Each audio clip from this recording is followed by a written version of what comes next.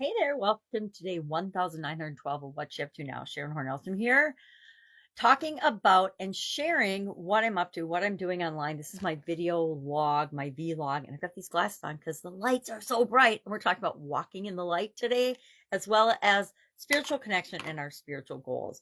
Uh, Focusing on for this year's Get Your Goals annual challenge, we're focusing on spiritual well-being, spiritual health, and our spiritual goals the month of April.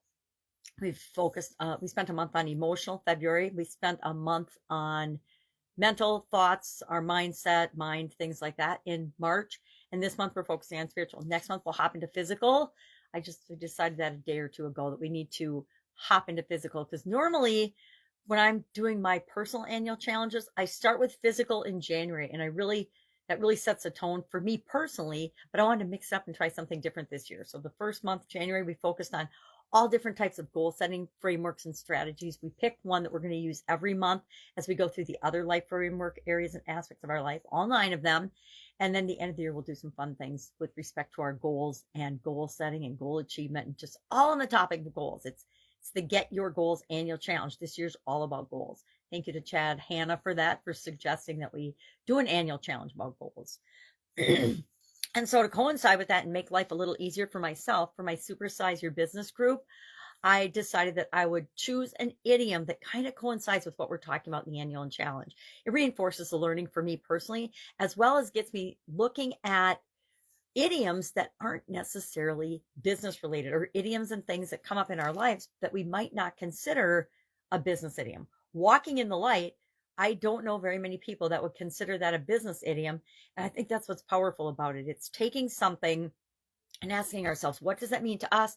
And how can we use this to make our business what we want it to be? How can we show up in the world in the way we want that honors the people that we serve, the people that we interact with and work with, that makes the world and the universe and us all better? So walking in the light, it's, one of those idioms that dates back to the Bible, New Testament, John 1:7.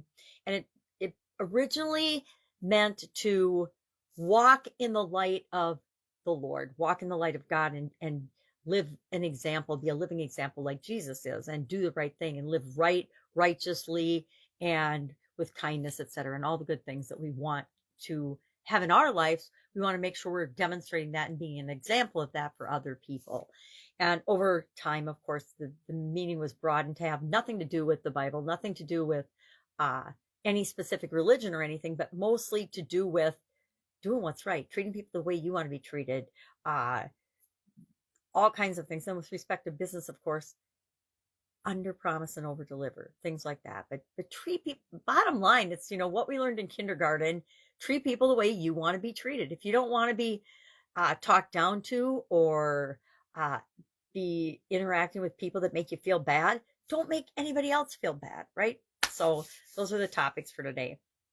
I'm actually going to a trade show tomorrow. I haven't been to a trade show, since before the pandemic. So I'm a little excited about that.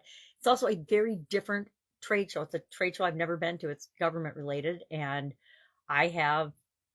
that's one of the industries that I've really never done work with. I've never really done any government work or government contracting or working with the government at all. So I'm actually excited to go check it out and see what I can learn, because I'm working with some clients that are in that industry. And I'm like, all right, I got to learn about this industry if I'm going to help them, and really specifically help them, right? I don't have to have been in every industry that my clients are in, but I think it helps. I think that having an internal working knowledge and how different industries do things is really, really important. It also, I was talking to a young woman a couple of weeks ago now about this exact thing. She was talking about the way her education and career path has gone and how diverse it is in different industries. And I just told her, I discovered early on in my career that is not a disadvantage. It's actually a competitive advantage that most people don't have. Most people go to work for a company, they stay there until they either get laid off, there's a pandemic, or something happens, or they stay there as long as they possibly can.